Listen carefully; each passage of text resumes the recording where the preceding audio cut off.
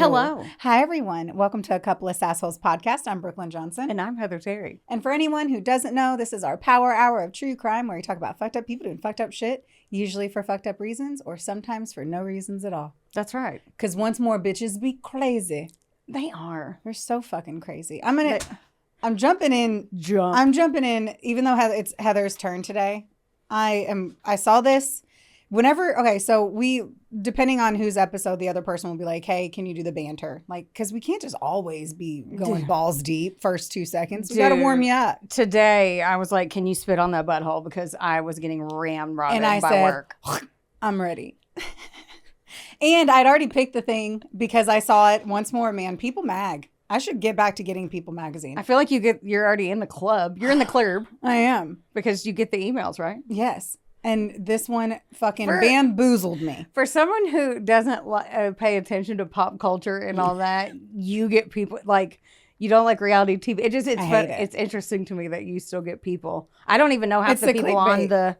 Oh, the only reason I don't the people ones though that I get are true crime only. Oh, I didn't know that was a thing. Yeah. Oh. All my emails are true crime. That's why I read sign me up. Because once more, I give zero fucks about what's going on with anything else, pretty much, unless it's true crime. Okay. All right. So this one had already gotten me. And I'm saying it's basically from People Mag because you told me this and then I had like 30 minutes. So I damn near copy and pasted. I want People Magazine to know that I know. This is technically not plagiarizing. I'm bringing attention to your article. Right. Okay. So a Florida man is back on trial for a fucking unbelievable crime. Okay. Buckle up. So on November 6, 1998, Quatisha Candy was her nickname, Maycock, who was only 5 years old, was sleeping in her bed when Harold his last name's Brddy, so I'm going to call Brady. Harold Brady instead of Brady, because fuck him. Right. He's the He's the fuck cunt. That's funk. He's funky. And he grabbed her and then forced her into his car while still in her pajamas. So prior to that, he had been severely beating Candy's mother, Shandell Maycock, who was 22, and choked her to the point of unconsciousness multiple times.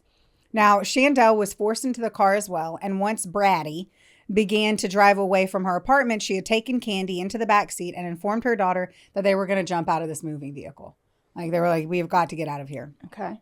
So, Anyway, real quick, Brady had been released from prison 1 year prior to this incident after serving just 12 years for a 30-year sentence on charges including attempted murder, robbery, kidnapping, and burglary. Oh, shit. Stand-up citizen. Right. Apparently, Shandell had met him and his wife through their church group. What? And he had been helping the single mother.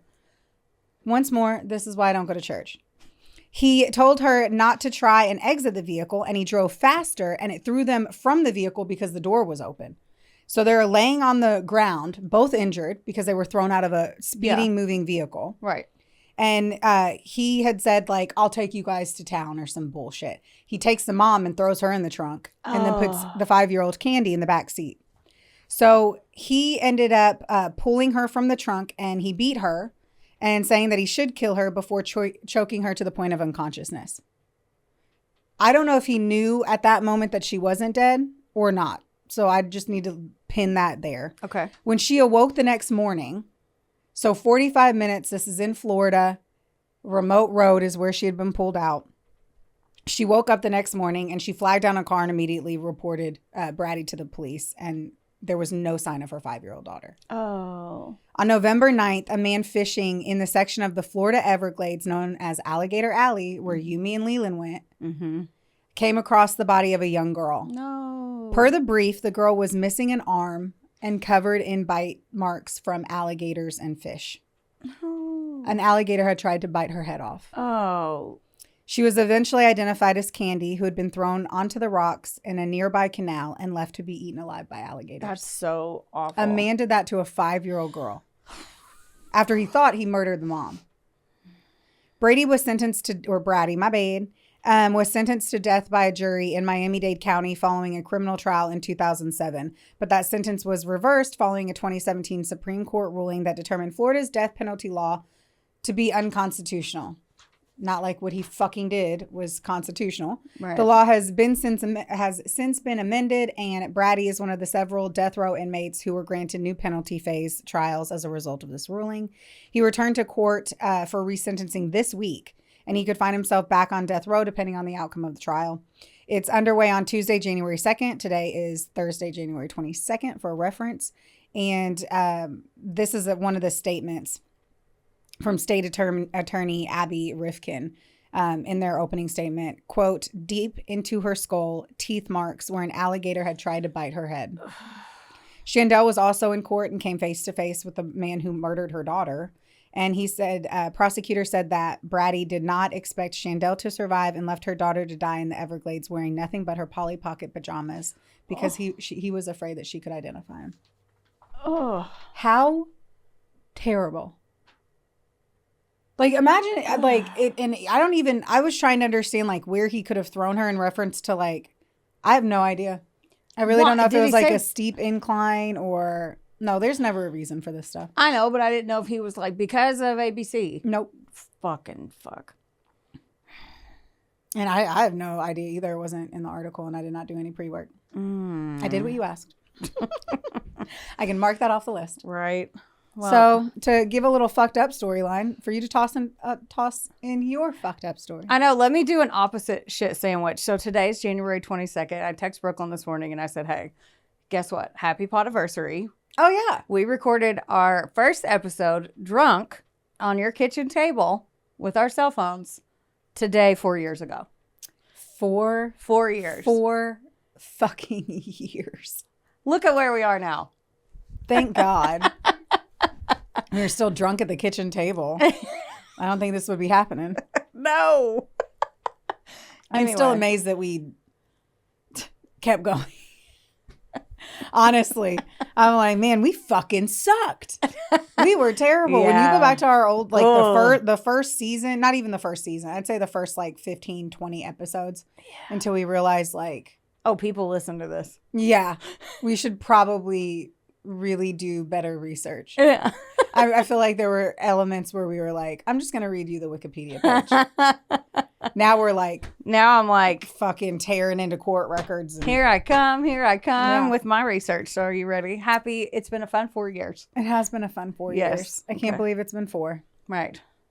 Okay. Are you ready? No. Yeah, okay. Of course. So whenever I was switching my story 42 times, like I do every week, I text you and I said, I can't make my mind up. And I said, give me a date, a place, give me fucking anything. You said Texas from 2007 to 2009. And sounds like I know, but this is how our friendship is though, because that's what I wanted. And I would just run with it. And so you didn't question me. You responded immediately. You said Texas 2007 to 2009. And you said, see if there's like a cheating element or a massacre or something. Holy shit. It's like you knew. I said bonus points for that. Yeah. And holy shit, did I find one. And what's bizarre is I think I was literally scrolling through Instagram when that text message came through and like an influencer on my page was in Texas. And I think that's how I picked the state. Well, oddly enough, that was a tiny part of it. This story needs to be told. So I'm glad that you said that. And I'm going to tell my sources at the end because it will literally give everything away. Heard. Okay. So we're going to go to Rains County, Texas. It's a very conservative, rural, I can't say that word. Rural. I thought you did a really good job. Rural. I was actually impressed. Rural. We say rural here. Rural community about 80 or 90 miles outside of Dallas. The Caffey family lived in Alba, Texas. And when I say small, like under 1,000 people live there. Ooh, I love that. So that's why they just say the whole county. Terry Caffey was the dad, and he was a steel worker, huge family man, and everybody loved him. He busted his ass to provide for his family of 5. His wife, Penny, was a stay-at-home mom, and she homeschooled their children. 16-year-old Aaron, 13-year-old Matthew, whose nickname I found was Bubba, which I think is cute, and then 8-year-old Tyler. The Caffeys were well-liked and known by everybody in their small town. They were raging Christians. Like, that was raging. That's what I typed. They were raging Christians. I love it. And they were very active in their little country church. Terry was studying to become an ordained minister, like a real one, not like I'm going to marry my gay best friend and get one online. Like he wanted to be a real, like a preaching minister. So, you know what I mean? They're not becoming ministers when they do that online. I know, but they call it like getting ordained. You know what I mean? When you hear the word ordained, you're like, yes. So, here's a picture of them. They're a cute little family. I know them. Yeah. I know that photo somehow. Okay. It clicks into my nogs. So that means I've seen this somewhere. That's all right. Pretend you haven't. Okay. Heather, so, I know. I'm like, I don't even know where to go from there. I'm like, we literally eat and breathe this stuff. So yeah, I'm not going to remember it. Oh yeah. I mean, there's been somewhere I'm like, I know the story, but I forget. I don't remember 82 books, pages. like audiobooks that I've listened to that are 13 hours. That is true. So yeah, my brain drops this information as soon as I can release it from the filing cabinet. So carry on. Penny and Aaron Caffey had amazing singing voices, and they sang like hymns all the time. So they were a very musical family as well. They sang at church a lot, and the boys played instruments. Their homeschooling was actually faith-based. So again, raging Christianity, with strong morals and values. And that's why it was so tough for the community to wrap their head around it when their house burned to the ground. On March 1st, 2008, at 4:15 a.m., a 911 call came in from a neighbor of the Caffeys. The man said, and I do you listen to 911 calls sometimes? In what environment? I mean, like not just for fun. No, like I'm like, what? Does it affect? Like, it's so hard hearing them in. Oh, they're terrible. Yeah, they're always terrible, and they always include them in every documentary. I know, they're fucking unbelievably terrible. Well, the man that called said he's got a man here that's been shot, and it was Terry Caffey, and he was clinging to life. Oh, he had army crawled over there to his neighbor's house through a ditch. He'd been shot 5 times. Once in the face and 4 times in the torso. Oh my gosh. He was bleeding profusely, but made it out to call. His house was literally burning to the ground. Like, it was gone. Their 2-story home was fully engulfed in flames. And so while the fire department was working on putting out the blaze, they tried to talk to Terry. He could barely breathe at this point. Before he got taken to the hospital, obviously. He said an intruder had attacked him and his family and then set the house on fire. He was frantic, Terry was, when he was saying his wife Penny and their 3 children are still in the house. They take him to the hospital in critical condition. And the fire was so hot that the firefighters couldn't even go in the house. So they had to put it out first, like to accelerant. To even go search, like it was just gone. At daybreak, the fire finally went out, and they had the sad task of sifting through literal ashes looking for the family who didn't make it. Here is a picture of what it looked like, and that was a huge 2-story house, and now it's literally a pile of ashes. Yeah, that was so sad. I know, that was on the news. When they went through, I got so fucking scared. Heather, I literally did it one time. I scrolled through her phone one time. And whenever we sat down, she's like, don't scroll through my phone. And then I literally zoomed in and then zoomed out and was like, oh my God, I'm going to see something. You said, well, last time you did it, you go, well, you didn't tell me not to do it. So now I tell you. Well, and now apparently I'm gaslight you. Now apparently I'm like, don't do that. If I don't gaslight you, it's and I was like, hey, fun fact, don't scroll through when you're looking at the photos today. Nope, whatever. I don't care. I'll be bratty. Okay. Now I got to bring it back down because it's sad. Okay, so they're going through the ashes. They found the charred remains of 39-year-old Penny Caffey first. Then they were like, where are the kids? Under the collapsed roof, they found the bodies of 13-year-old Matthew and 8-year-old Tyler. But where's Aaron? Aaron did it. No. Okay. So, wouldn't be the first time a 16-year-old kid killed their entire family, right? For a video game, right? Something stupid. Did she escape, or is she hiding somewhere? Like they had 20 acres out there, so they were like, maybe she got out and she's passed out or something. So they went searched, and they were wanting to know who took her. Then they had 20 acres. Mm-hmm. Imagine how hard it was for him to get to his neighbor, right? Mm-hmm. Imagine how far that distance was, right? Oh my jeez. Yeah. Oh, and horrible. Been shot 5 times. Yeah. And couldn't hardly breathe and shit. So, yeah. So they were like, they searched that and they couldn't find her anywhere. No signs of her. So they were like, who took her? Okay. Let me tell you some background on Erin. Erin was a good kid. And then when she got into her teen years, she was, sheltered, kind of naive. She was described as, and homeschooled literally religiously. Yes. And but she came a little restless. She's like, okay, like I'm 16. I want to be an adult. Like go do things. So this is a picture of her. of Aaron. And she did it. No, she didn't. Her boyfriend did it. No, she didn't. Her girlfriend did it. No. I'll stop. No, you won't. No, I won't. You won't. Y'all need to know that I work in a nature center and it's wintertime and no one comes to visit nature centers in the wintertime. So I don't get to speak a lot during the day. And I'm in the, I'm going to annoy Heather face of my day. Lucky me. Yep. You're welcome. Okay. So where the fuck was I? Okay. She was eager to get out, make friends, just be a teenager and learn more about the world. So she begged her parents and finally she's like, I just want to get a job. Can I get a job? Like some teens are not, they push them to work. And she's like, I want to go work. And they're like, okay. So she got a job as a car hop at Sonic in the summer of 2007. She was so excited and was pumped because they asked her to wear the roller skates at work. Yeah. She was making her own money, finding her independence. And her parents were like, okay, you're being good. This is awesome.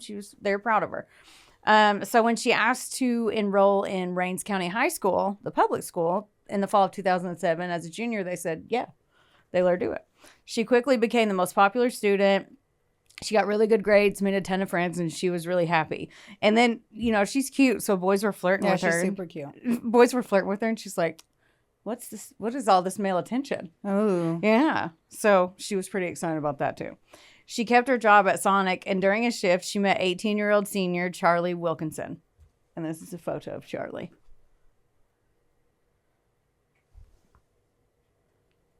My eyesight's not as good as it once was. Okay, I'm going to keep going.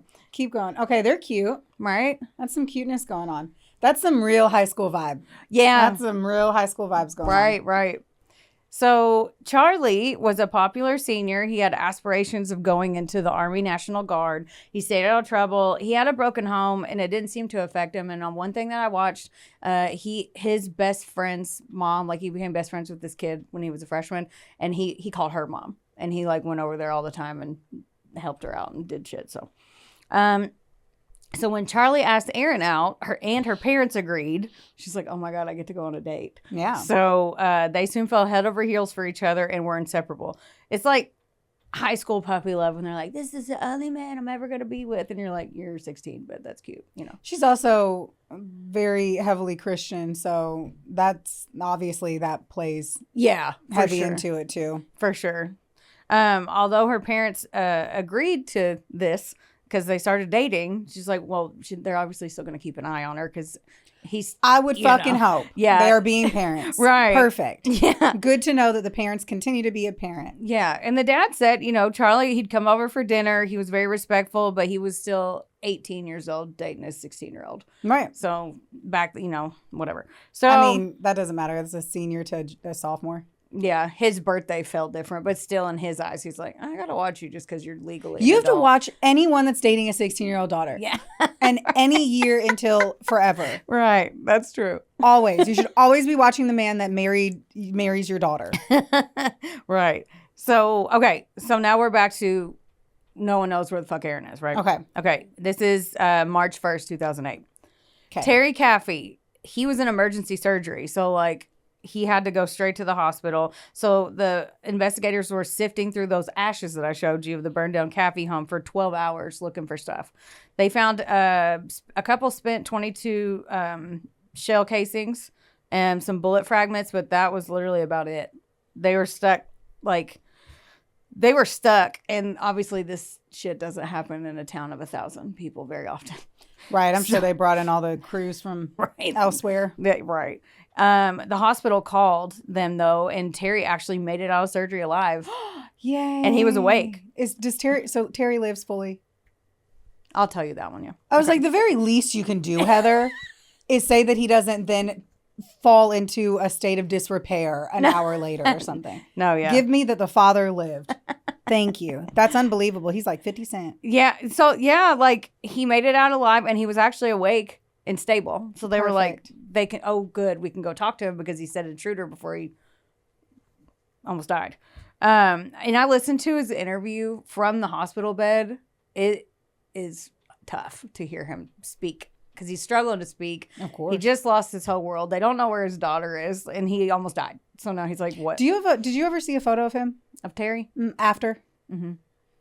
So How was his face? I'll get there. Okay. But that's a valid question because I would ask the same thing. I'm like, where was he shot in the face, you know? Yeah. Terry said, quote, "We were asleep in the bed," and he struggles to get this out. It takes him a minute because, again, he just had fucking surgery. He said, "We were asleep in the bed hearing gunshots and someone was shooting in our direction." He said he started to feel pain and then the door just flings open and out of nowhere. So you're just laying in your bed with your wife. Asleep. The door flings open and you start getting shot. So he said he was feeling pain and then the door flung open? Either one. Yeah. I mean, they were shooting through the door. They kicked the door they open. shot through the door. Yeah. Oh, man. Yeah. So, and then he's like, "What is that?" He got hit. They kicked the door open. And then all of a sudden he gets shot too. So he's being hit by gunshots and he's laying with his wife. He raises up and turns his head to the right. He was hit in the right cheek with a bullet and it came out the backside behind his left ear. Yeah, they showed that too. Sheer luck. Like literally, boom, boom. Ugh. The fact that he's alive, I still can't get over it. Oh, yeah. He was fighting. He was like, "I need to protect my wife and my family," and he kept fighting. But he was shot again, and it knocked him out of the bed, and he passed out on the floor while hearing more gunfire. He woke up. The gunman was gone, but he heard more gunshots upstairs, and he could hear his kids, like, yelling. Oh, my gosh. Yeah, and he passed out again. Like, he's losing blood. He can't keep his consciousness. He's been shot in the head. Right. That tracks. Right. And when he woke up again, the house was engulfed in flames. Like he said, his room was hot and he's like, "Oh my God," like the bed was on fire. The foot of the bed was on fire. Terry starts screaming because he's like, "Oh my God." And then he sees his wife murdered in bed. So Penny was dead and he was like, "Ugh." So then he runs upstairs to try to get to the children, but the fire was so bad, he couldn't get up there. Of course. He couldn't get up. He tried every which way and he was like, either I die and nobody knows this happened or so he had to make a choice. He was like, "I'll try to get help and then send people." I don't even think that was a choice. Right. He didn't have a choice. Right. And that's what I said. He just tried to survive. Yeah, I said with no other choice, he ran through the bathroom and then he had to run through fire through the bathroom to get out. And then he saw a small window and he jumped out of it.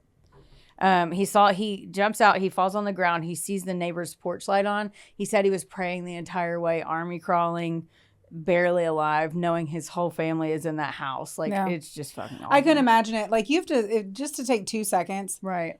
Like, when was the last time you army crawled? I know the last time I army crawled and it was at a Tough Mudder. Right. 3 years ago. Mm-hmm. And you army crawling is so, and I was doing it under barbed wire. So like at the end of the day, there was a level of don't get hurt, stay low. Yeah. But it's hard to do. Mm-hmm. It's hard to do just organically. And it's hard to do it a long, long distance like what he had to do. Mm-hmm. And I can't even fathom it. I cannot fathom it. The pain of everything that he was going through emotionally and physically. Right. And then adding, he had to do a nice long workout. Mm-hmm. And hope they came to the door because this is like 4 something in the morning. Right. So luckily they came to the door. So when investigators are at Terry's hospital bedside asking if he saw this intruder of who he was talking to, he said it was Charlie. It was Charlie. He was talking about Charlie Wilkinson, Aaron's boyfriend. As I stare into the camera, as I called it so fucking fast, so quickly. And I'm sure the cops called it just as quickly. They were like, 2008, yes, we've seen this book and this movie play out 17,000 times. Mm-hmm. So fucked up. Yeah. Terry said that Charlie had seemed like the perfect gentleman at first. Penny. I'm amazed he was able to see. Like, firstly, I'm so shocked that he was able to not only but to process any part of that. Like, truly in the middle of sleep. I'm so astonished at that man. Right. Ask me that at the end, and I'll say something later that will even allude to. I'm sure he said so, even if he spoke. Right. But just the fact that his brain could process that fast enough. Mm-hmm. So this is not. I wrote Penny and Terry were fine at first. No, Aaron and Charlie were fine at first, but the parents began to see cracks. Aaron's grades started slipping. She was skipping class, and she was just infatuated with him. She just wanted to be around him all the time. Man, we see that shit. Right. So much in life. So when Charlie gave Aaron a promise ring, that was his grandmother's engagement ring. Whoa! That's what his parents said. Wait. This has been like, so they started dating in the summer to the fall of 2007. This happened in March 1st of 2008. So under 6 months. Mm-hmm. Gave his grandmother's ring. And okay, how did that happen? Did that uncover in any way? How the fuck did the parents be like, yeah, take our grandmother's heirloom? Yeah, I don't know. Engagement ring. I don't know. Like, that's weird. He's 18, so I can see like his parents having sat down with him at some point and being like, that's something you're going to get one day. But I would assume it would be in his mom's jewelry box. Right. Tucked away. Well, that lady. For that special girl. That lady that said his friend's mom that he called mom, she said he had talked to her several times about her and was like, she's special. She's the one, blah, blah, blah. And he was, and his fake mom was like, you should probably pump the brakes a little bit, dude. Like, because as adults, like you always like you want to promote young love to a degree, and then you're like, to your kid, what are you doing? And then try to remind them that they have friends and that you don't have to just live for one person. It's such a fine line, right? That fresh love, you know. Mm-hmm. So, okay, Aaron starts not being an A's plus stellar child anymore. So whenever he gave her that ring, Penny was like, I need to look this boy up. And remember, this is 2007. So she went to the library to use the computer and was doing some digging. I want to raise my hand one more time. Do you think he gave it to her like proposy? I think he said, this is my promise, we'll be together forever. I just wonder so much if he was on his knee. Oh, I don't know about that. Because it's a promise. Like, I get a promise ring 100%. Mm-hmm. But it's a real engagement ring. A promise ring is usually like the little fucking infinity sign. Yeah. Or like a little band. Like, this was a real fucking ring. Uh-huh. This is so weird. I know. I'm over here like cringing. Yeah.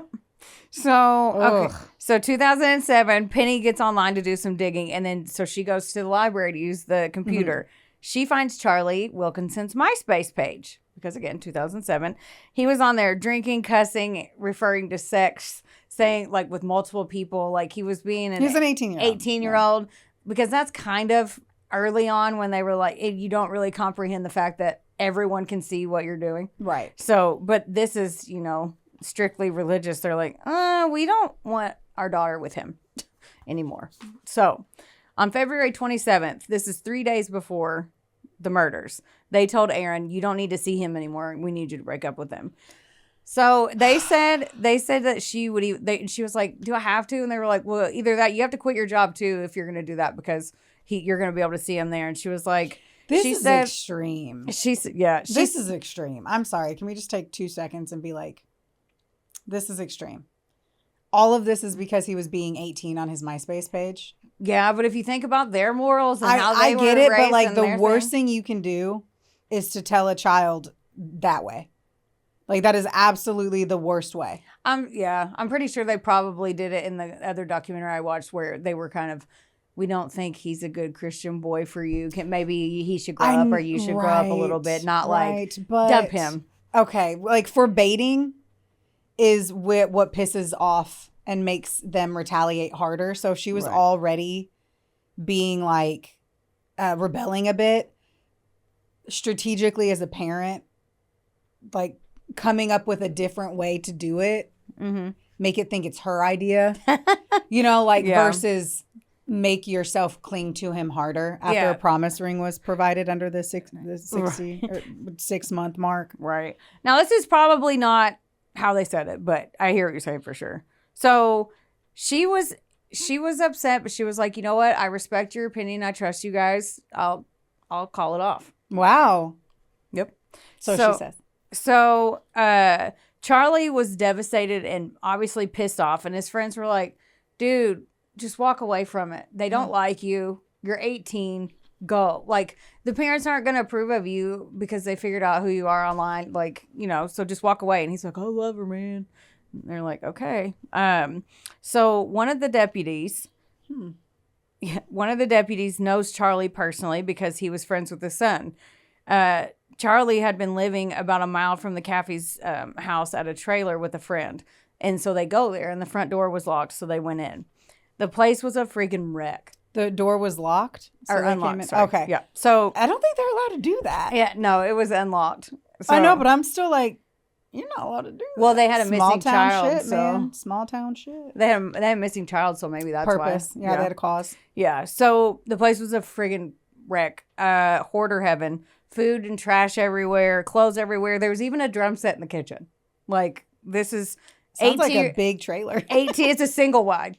18-year-old hoarder house, basically, because I saw a lot of photos. So I would have paused real quick. Mm-hmm. So he was living with a friend in a trailer. Mm-hmm. Yeah, I would have never let him go, let her go on a date with an 18-year-old who lived on his own in a trailer a mile away. Right. Right? Like, there's moments where I'm like, fuck his MySpace page. Yeah. I'm like, I'm not letting my 16-year-old daughter in a fucking trailer. No. Yeah, no. I'm not trying to have her be deflowered. That's what I want to know if, like, if they were sexually active fast, like, how hard he was able to control her in this, like, I mean, so many, I love how quickly I have questions in my head, and I'm like, she's going to tell me this stuff. But I'm still like, whoa. Yeah. Whoa. Wonderboy Media is not only the proud producer of this glorious magic imploring your ear holes right now, but they're also a big deal. Get in touch with them today to make all of your dreams a freaking reality. From using their bangin' ass podcast studio, where we are right now, to creating amazing videos and editing our content like the mystical mavericks they are. Your podcast can go further when you have a Wonder Boy. Hit up Drew today at WBOYmedia.com. Or text him day or night at 270. Just kidding. Does your face look like a mugshot lately? Then it is officially time for you to visit Hetef Aesthetics in Owensboro, Kentucky or Nashville, Tennessee. That's right. Go see our girl Amber Teasley and her team because they'll have your face and your skin look like a damn filter. And their staff is absolutely amazing. It's like a mini Botox party, which personally is my favorite. You leave looking fresher and you don't have a hangover. Another good thing is that if you go in there and you tell them that A Couple of Sassholes sent you, you get 15% off of everything. That's unbelievable. So if you have been considering getting that glow up and making that ex jealous, it's time. So they go in this, it's nasty. They go in the nasty trailer, and then they go in the back. They have their guns drawn because they don't know what the hell's in there. They find Charlie sleeping on a mattress on the floor with his gun beside him. So they woke him up. He tried to reach for it, and they were like, that's not a good idea. So he didn't hear the cops knocking. No. With their just... Can I talk at all in this episode? My God, every time I say something, you're like, I'm not even going to look at you. I'm going to look at the paper. And I'm going to try to make you stop talking. I'm like, do you not want me to talk this episode? No, go for it. I'm making sure I have my spot when I'm just like shocked that he didn't to the banging and he's just like knocked the fuck out. Yeah. And now there's cops walking through the rooms, talking, communicating, trying to clear the area. And he's just like, oh, I'm just going to sleep on my likely uncomfortable mattress. Yeah, it looked pretty rugged. It was on the floor. I'm just like... And I don't know if they knocked. I don't know if he just went in. Like, I don't know. They have to announce themselves before they enter any building. Always. Or you'd get shot. If a cop just banged into my fucking house, you're getting shot. That's true. So they had to have knocked. They had to have announced themselves. Like, apparently he was knocked out.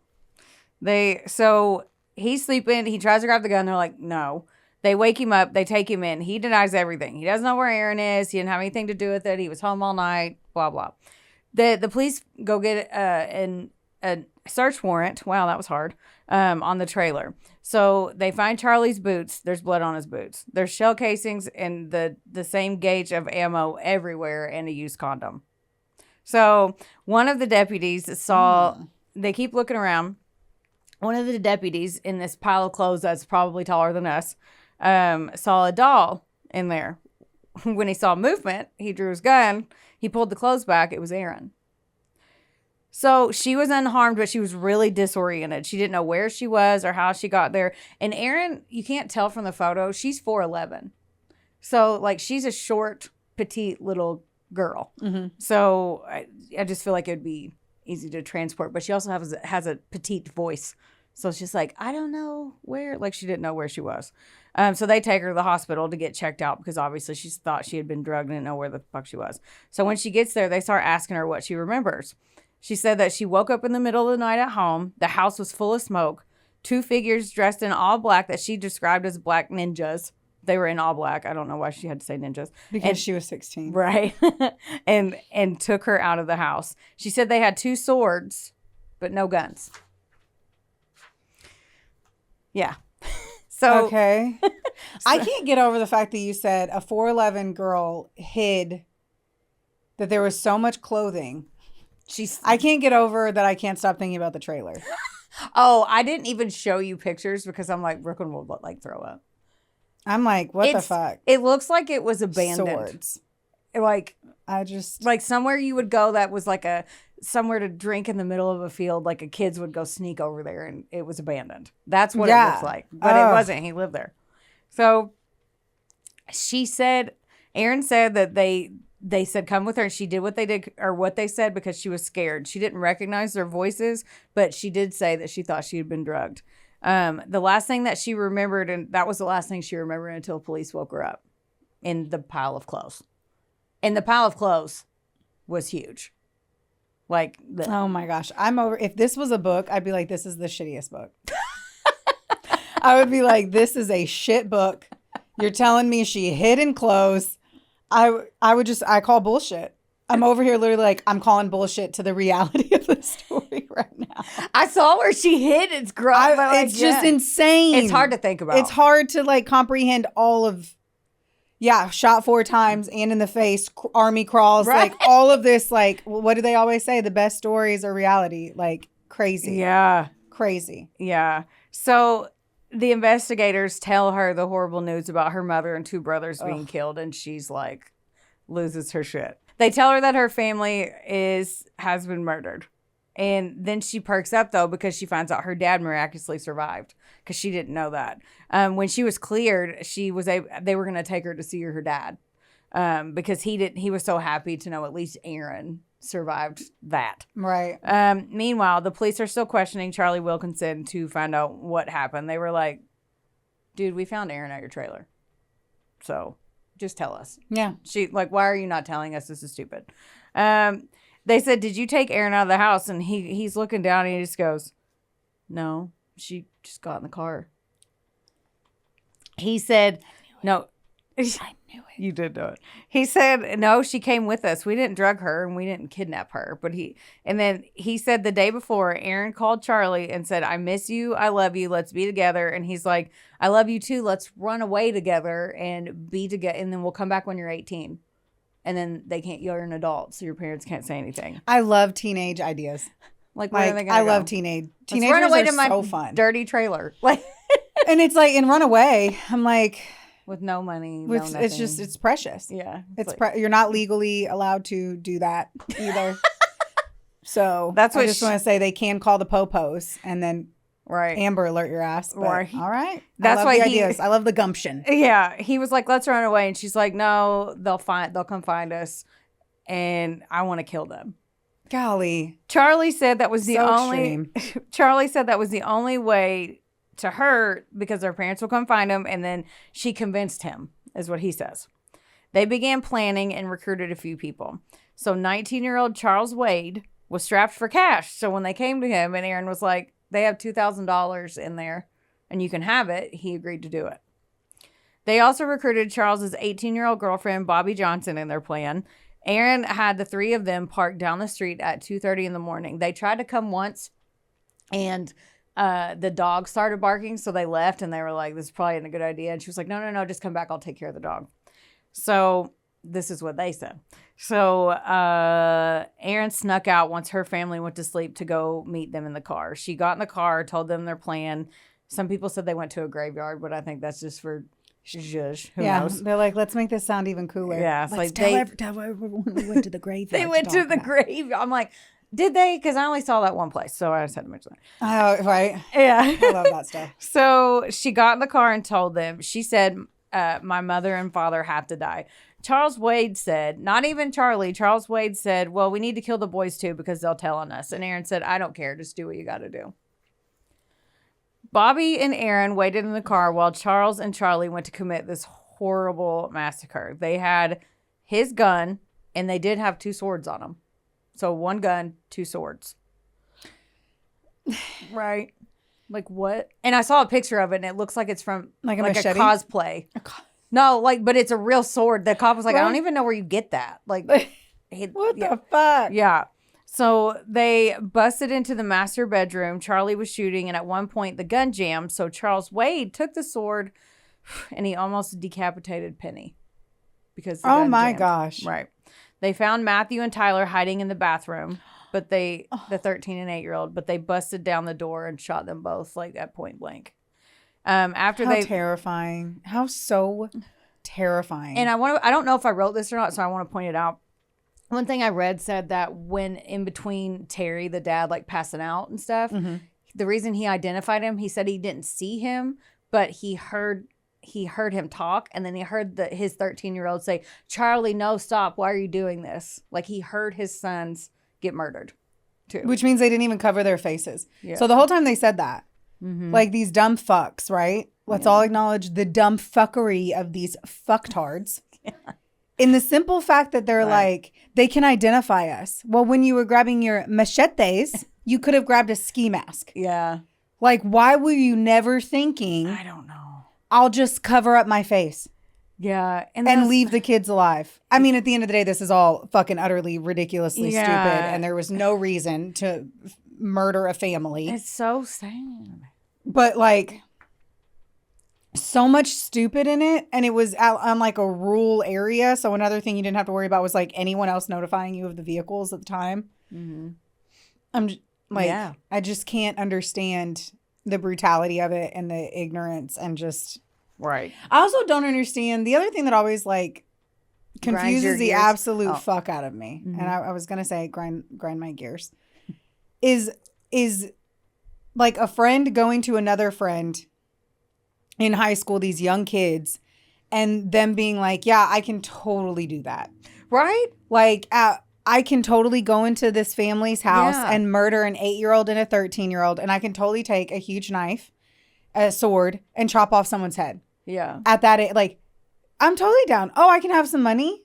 Yeah. Like, I just... Yeah. He said I was... in the interview when he's talking about it, and I say it a little bit, that Charles Wade guy looks, and he's sitting up like he's at a job interview, and he goes, I mean, the cop was like, well, you just look at it like a job? And he goes, yeah, I'm financially strapped at the moment. Dude, my ass is financially strapped at the moment. Everyone. Right? It's called inflation. Yeah. And Charlie was in there like looking straight down. And then the other guy was basically, he looked like he was applying to be a bag boy at Kroger, just sitting there talking to him. It's just unbelievable. It's just, it's so terrible and unbelievable and just. Yep. What the fuck? I know. And then after they thought the family was all dead, they kind of went through the house looking for stuff that they could steal. And at the end of the day, they only got like $300 or $350. But that's beside the point. It wouldn't matter if they got $10 million. I'm just saying. It wasn't like... No. Like, where did she say the $2,000 was? I don't... I can tell you for certain. I never knew where the fuck my parents' money was. I was thinking the same thing. Like Dwayne and Mona over here with what? A weird safe in the bedroom? I'm sorry. We broke up. Not... Like, we did not have that kind of money in our lives to need us. But I'm like, what were you thinking? That part, I'm like, was she just telling him that to do it? Yeah. Oh my. How insane. So. I thought $2,000 was enough to take an entire family's life. Right. And it was his idea to kill the boy so they didn't get in trouble. Fucking idiot. Okay. So Charlie and Charles, that's hard to say. Charles and Charge. Charlie and Charles. They went through the house and they literally just took lighters and lit random fires all over the house until they couldn't stand it anymore and they ran out. That was it. Mm-hmm. No, and it burned that fast. Oh my god! They lit everything in every room and just ran out. And we're like, because no one was awake because we don't know how long that. I know. Terry I'm also was just up. like blown the fuck away that lit like that. Right. Must have been an old farmhouse or something. Mm-hmm. It was very cute. Yeah. So they ran out as the whole house burnt down. They jumped in the car and Aaron and Bobby were waiting. And as they pulled away, all three of them separately, like they questioned all of them, they all three said that Aaron said, "Holy shit, that was awesome." Mm-hmm. Oh my gosh. Right. Charles Wade dropped Charlie and Aaron off at that nasty trailer. He threw the swords and the other evidence in a creek nearby, and then he left. He threw it in a creek nearby. Mm-hmm. Right. Another moment of, wow, you guys nailed it. Right. I was typing that out like, this is nearby. Mm-hmm. Make it and they easier. showed it, and you can like see one thing that's like out. It's like sticking out the water. Oh my fuck. Yeah. So, Charlie said that when he and Aaron got back to the trailer, they had sex and went to sleep. That's where that used condom came from. So her whole family... They had the wherewithal to use a condom. Yeah. But not to not murder the entire family. Yeah. Like their whole... They didn't even try to like sneak around. Like, why weren't we sneaky Pete's? I knew you were going to say Sneaky Pete. I saw it. You like this Sneaky Pete. Why aren't we Sneaky Pete'ing around? Like Sneaky Pete'ing around. You know? Like we could like just lie to your parents like the rest of us did. Fuck. Just lie. Yeah. Not murder. I know. Just keep your job at Sonic and have him come sit there. Fucking burns my biscuits. What? Is the simple fact that they're like, so then we started planning it. Over what? 5 minutes? Yeah. Well, I mean, it was only 3 days. That's what I'm saying. Yeah. 3 days. 3 days. And they didn't even go to the library and Google the right way to do it. Yep. I'm annoyed. I'm annoyed and I'm angry. And that's usually what happens on A Couple of Sassholes. I get annoyed and angry. And I have reached that level. I've reached that part of the show. Because I just punched the fuck out of it. She's so mad she's hit the equipment. I punched it. I was like, You punched it. I really kind of did. My hand was like closed and everything. I was like, kapow. She looks at Jess like, sorry. So I did. I was like, I'm in trouble. Jess just threw her headphones off for everybody that can't see her. She threw her headphones and got said, up and left. Fuck you guys. She walked out. I'm going to get charged $25 for that abuse. I'm totally kidding. That's not how any of this works. Okay. Let me get back in. So they come back. She says it was awesome. They have sex in that dirty trailer, and then they fall asleep. And then the Charlie's telling them this, and I watched the interview, and he's sitting there with his head down, and she's like, "Well, was it worth it? Do you love her?" And he said, he looked down, and he's like, I don't know. Like, he's so like... What a fucking question. Okay, cop. It was... That cop was like, I'm going to be a bitch. I know. Like, so was it worth it? Oh, he twisted the knife, too. Because it was a small town, and they knew the Caffeys. Everybody knew them. So, like, they were even more mad that it happened. Like, I mean, how are you not mad? Oh, true. But they Let alone it's your fucking neighbors that you go to church with. Right. Like, my God. Yeah. So, Charlie Wilkinson was charged with 3 counts of murder and 1 count of attempted murder. Now... They called the officers because they're being questioned. Erin's just left the hospital. They don't know any of this because they're driving an hour away to where her dad is at the big hospital where he just had surgery. So that she's being escorted by a deputy there. So they called them and they were like, hey, she had something to do with this. So get her. So they pull over. Oh my geez. Could you imagine? This is so spicy. They pull over and the deputy that was on there, she said the second that she said, you're under arrest, and she said she just turned around and put her hands behind her back. She didn't protest. She didn't say, I didn't do anything. She just turned around. Now, they had Bobby and Charles in there as well, and Charlie confessed, and they go, look, Charlie told us everything. So don't lie to me. Don't tell me any bullshit. We already know. Could they have been bluffing? It doesn't matter because they're kids. So, like... Right. So, like, they could have been like, he told us everything. Just tell us, like, using that tactic. But no, that he really did. That tactic that you see on every show. Yeah. It's like, oh, so-and-so flipped. Do you want to be the last one to flip? I know. We can help you. We can help. Like, but you need only to help. If you tell us what happened. Let us help you. You got to help yourself. You need to tell us. You need to tell us right now because that's the only way that we can help you get out of this. And right. we want to help you. Right. The fuck. Yeah. But he did. So, Bobby Johnson, the girl, she was wailing. Like, she couldn't even hardly breathe. Charles, like I said, was just chill. Charles, he said he needed the cash. He didn't have any emotions. Bobby was a friggin' mess and told them every detail she knew. She's like, I'll tell you anything you want to know. She was the getaway driver. She's like, anything you want to know. And she's crying, saying, I tried to talk her and Charles out of it. Not Charlie. I tried to talk her and Charles out of it, but they wouldn't. Erin insisted. And she's like, but I still did it. Right. So do they realize getaway drivers, like in so many states, I don't know which fucking ones, but getaway drivers get the same. Mm-hmm. Even if they didn't know what was happening in there. But this she admitted to clearly did she know. Was there. Yeah. Like was she in the house? No. She waited outside with Erin. But she was still in the car when they were planning it. So she knew. I mean, yeah. Yeah. She didn't stop anyone. She went there for it, picked everybody up, drove them away. She Ubered. Right. She fucking logged in and got a ride on. Like, what the fuck, man? Right. When they told... and then I drive them right to the motherfucking cops. Right. I'll be like, I'll take you guys there. Here's where we are. Here's where you'll be in jail for a long, long time. You want to do this? I'm over here being a fucking grandma. I'll take them right to the prison and be like, this is your future if you guys choose to do it. You're like, they need to lock up their 16-year-old girls. They can't date till they're 40.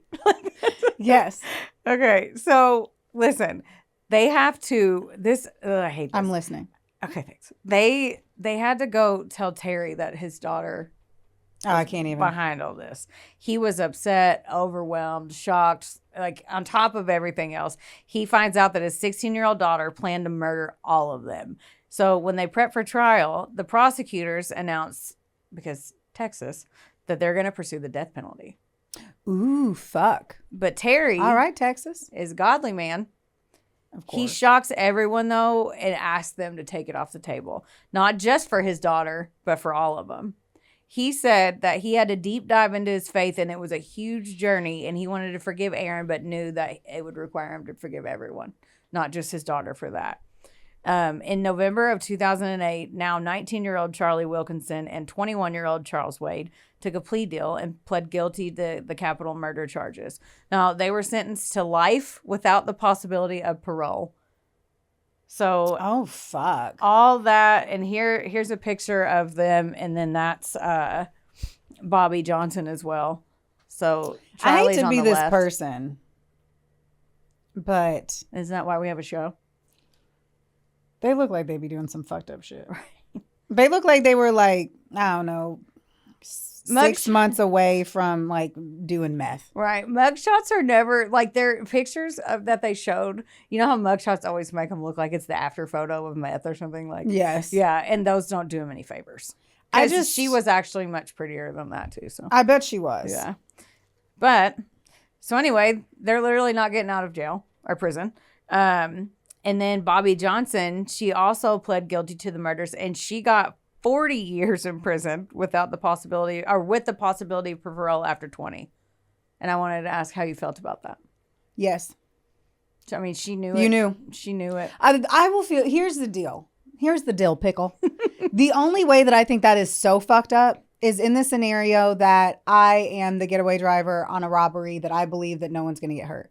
Mm-hmm. That's the only scenario. Like, I've seen horrible things where like we were going to break in and we were going to steal this. And I'm like, okay, B&Es are bad. Robberies are bad. Right. I'm not saying any of that. I've literally had my house robbed before. Right. So I get it. That fucking sucks. But it's a whole nother thing then whenever some crazy shit happens. I didn't even know they had a gun on them. And they went in, they shot him. Right. And then now I am getting 40 fucking years because I was supposed to get at max 2 and probably probation. Right. If that, for what we were supposed to be doing. Yeah. This, get it, girl. Do your fucking time. Agreed. You knew. You drove people with weapons to murder a family. Mm-hmm. Yes, you are a part of this. Right. You knew exactly what was going on. The only difference is you didn't go in there and shoot them. Uh-huh. I agree. And the fact that she knew, she was like, well, I tried to talk him out of it. You did, but you could have called the cops or said, I'm not going. And then called the cops anyway. That's how I feel, you know? 100%. Yeah. Like, she's like, but you knew for 3 days, right? You knew for days. Uh-huh. Yeah. You could have literally called the cops and been like, hey, they've been talking about this and I think they're going to do it. Like, you need to go search their house. Like, I am certain they try to do it. Mm-hmm. Now, another thing that made me mad though is there's some like rape cases and stuff or people where they actually did die and they get way less. Oh, so you know, you can't eat, dude. Yeah.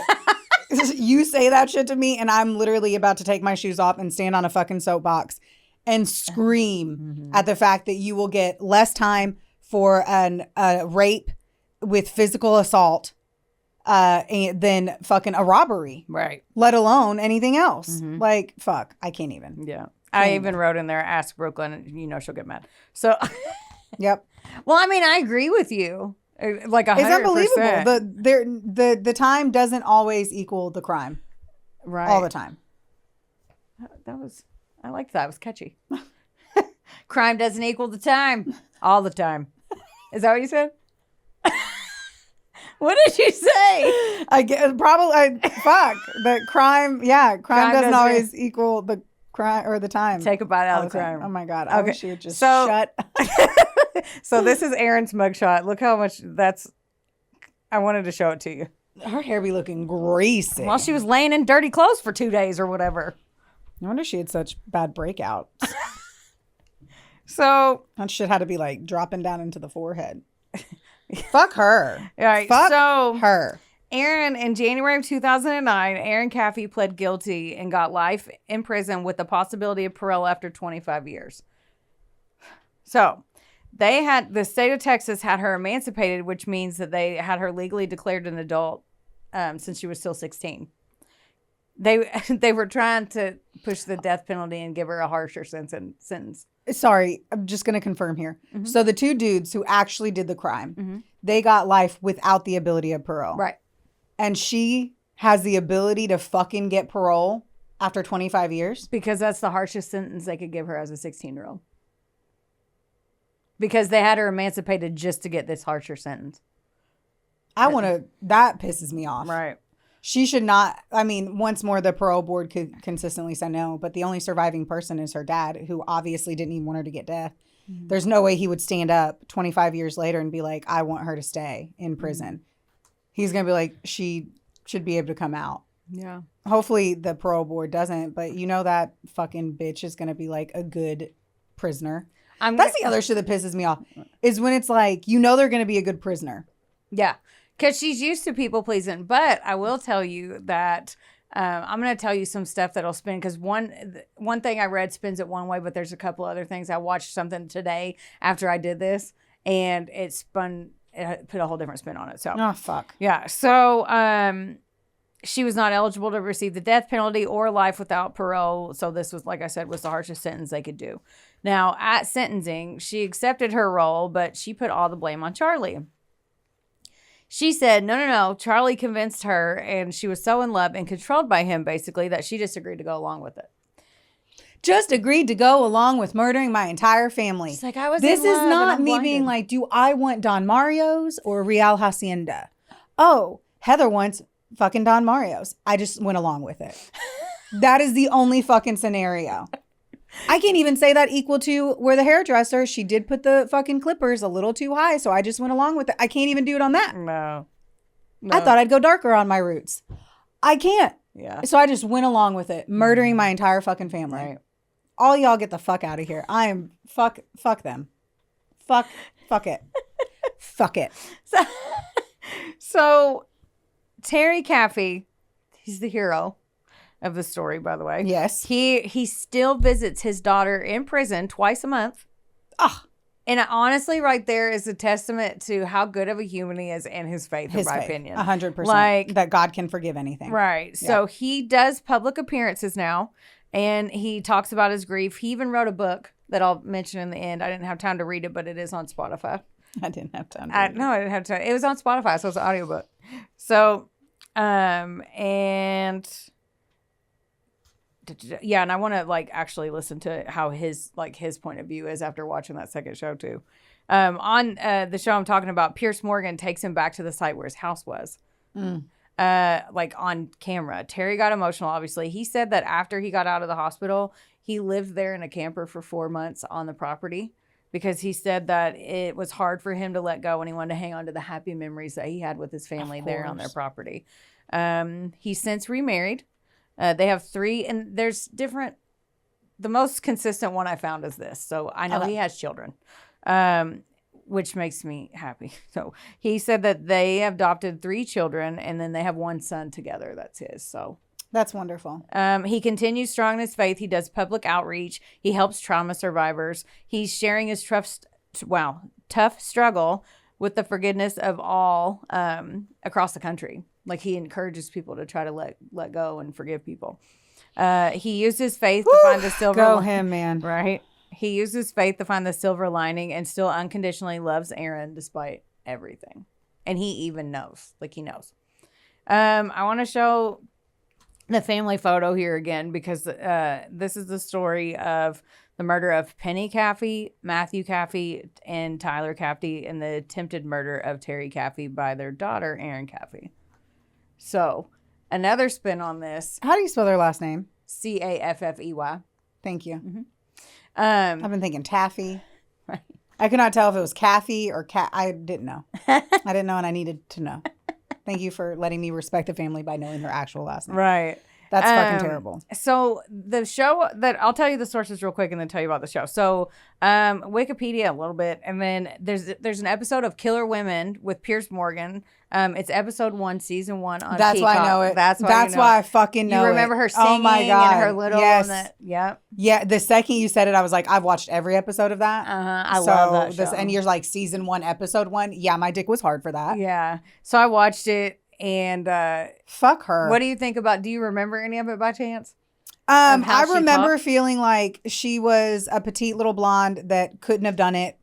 That she didn't mean to do it. That she wasn't as heavily involved as it was portrayed, is what I kind of recall. Yeah, that's basically what it is. But Pierce Morgan even looks at her and he was like, I have to tell you, it's hard. I've spent time with you. You got an hour with her. He's like, it's hard for me to believe that you could do this. But the investigator on the same show said she is the most manipulative, best liar that he's ever seen in his whole career. Like not even, and she was 16 at the time. And he was like, it blows my mind. She's dangerous.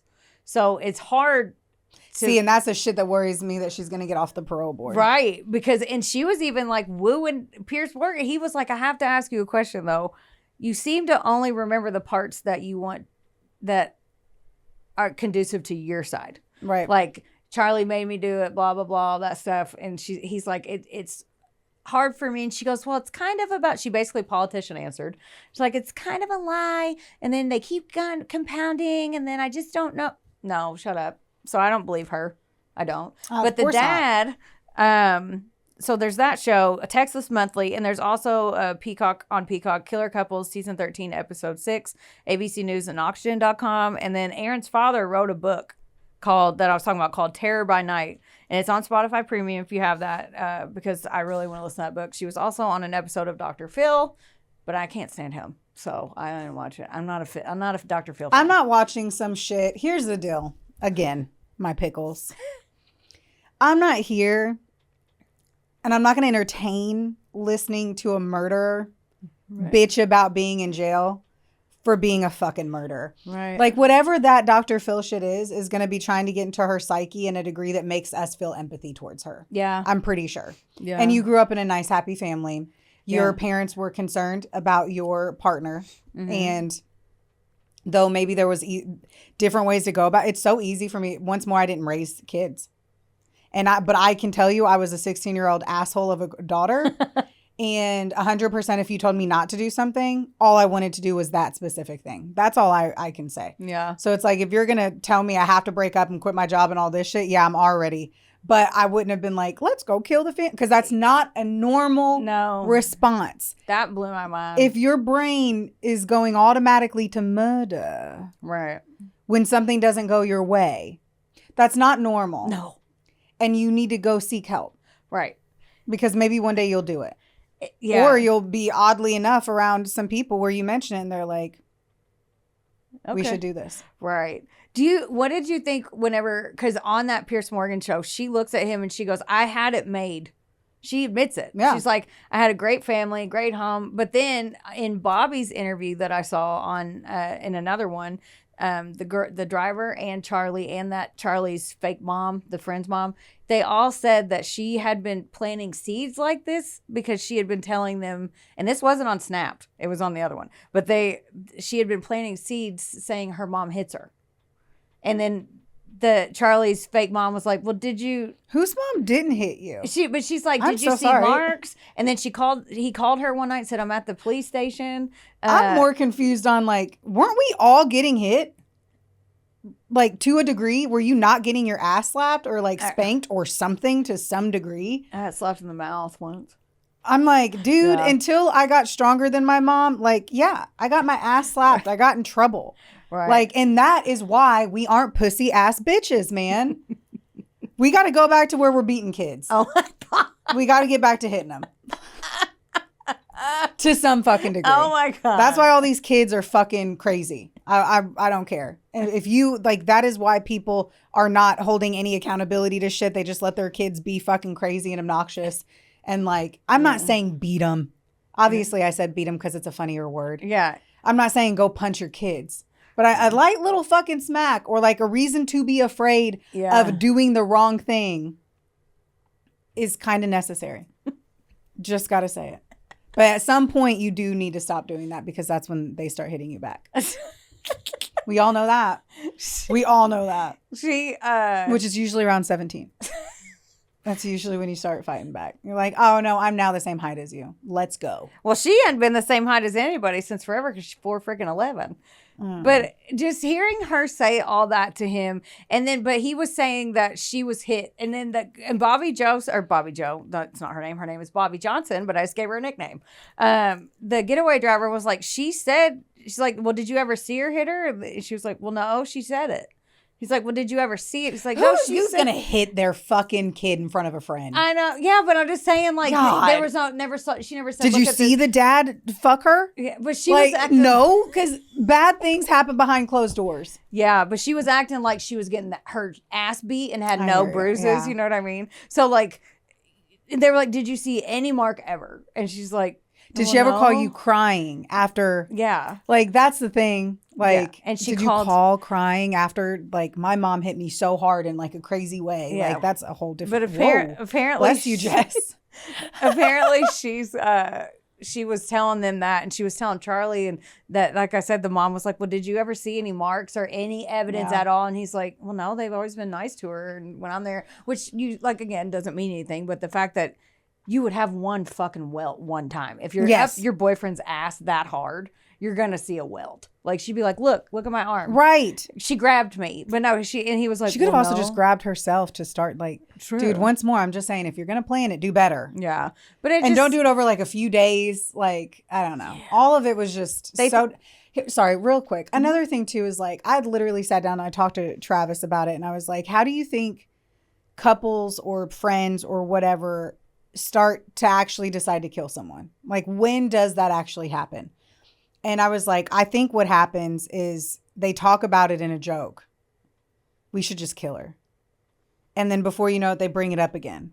And then you bring it up again. And you're like, maybe we could do it. Maybe we should do it. And then they start this process. And that's what we've seen in some of our stories. And I'm just like, this wasn't even it took 6 months to marinate this idea because we thought we could get away with it type of deal. Mm-hmm. This was fast as lightning. Yeah. See, I think she planted the seeds ahead of time. That's where I was getting at. Like, I think she was saying, oh, my family, my poor mom, now they want me to break up with you. And that shoved her over the edge. But I think that from what I like read and watched and stuff, in my opinion anyway, she was making it feel okay if she could talk him into doing it. Like him specifically or the friends? Because they had no weight in this. The friends had no reason to do this. Yeah, they got roped in. And then but I think him, like, and then he was like, let's just run away. And then the other guy was like, yeah, I need money. Let's do it. And then, like, the girlfriend, for some fucking reason, that's what I'm just saying, though. It still doesn't, none of that pans. Right. Like, none of that pans anyway. Oh, yeah. And the choice was too fucking fast. Mm-hmm. Like, I didn't even get to, even if you say one time that, oh, they hit whatever, and I didn't see it because no one hits them in front of other people. And, like, the welts or whatever bruising, like, it wasn't even enough time. Mm-hmm. Yeah. It was just like, we're going to do this extreme thing for no reason. We thought if we ran away, we couldn't get away with it. So let's kill the whole family and try to get away with it. No. And then friends like, yeah, sure, I need money.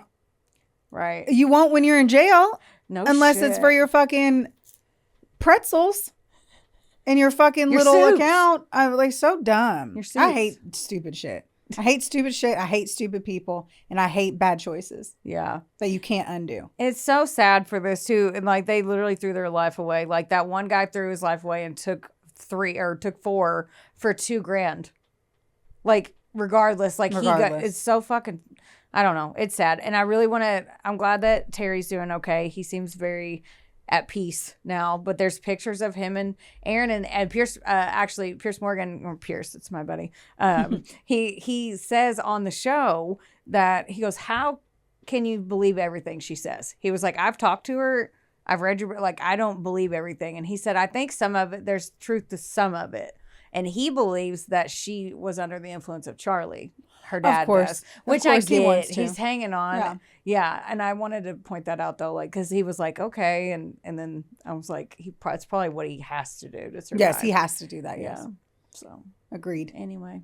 I too would be holding out hope that is what happened. Be like, he's a psycho. He called him a sadistic psychopath, Charlie. Which, at some degree, he has to be. He is. Like, he could just do that. He walked into a family and he killed an 8-year-old and a 13-year-old. Right. At the age of 18. Right. Like, no matter what, take everything. Yeah. You're a child murderer. Yeah. That takes a sadistic asshole. Right. And you guys, like, chopped a head off almost. Yeah. None of them didn't even have a parking ticket. None of them. And then go to this. It just blows my mind. That's the shit that is scary. Mm-hmm. That's the shit that is scary. Right. Well, thanks for fucking up my vibe. So what I'm here to do. It's true, and you do it well. Well, thank you guys. Don't forget, like, rate, review, subscribe. Tell your friends about us. Yeah. We'd like another 4 years of podcasting if we could, and that only happens with viewers and listeners like you. Isn't that PBS how they signed I up? have no idea. Yeah. I love y'all. Don't forget, don't get mad. Get sassy. We love you. Bye. We love you. Bye. This episode was sponsored, edited, and produced by Wonderboy Media. Get the deets at WBOYmedia.com to see how you can make your podcast dreams a reality. Help us out and be sure to rate, review, and subscribe wherever you listen to our audio project. Don't forget, follow us on Facebook, Instagram, and TikTok at, of course, A Couple of Sassholes. Want more sass? Become a member of our Patreon for bonus content, merch, and more. Plus, we're on Cameo now, so there's even more ways to get the sass you need just how you like it. As always, don't get mad. Get sassy. Theodore, can I pet that dog?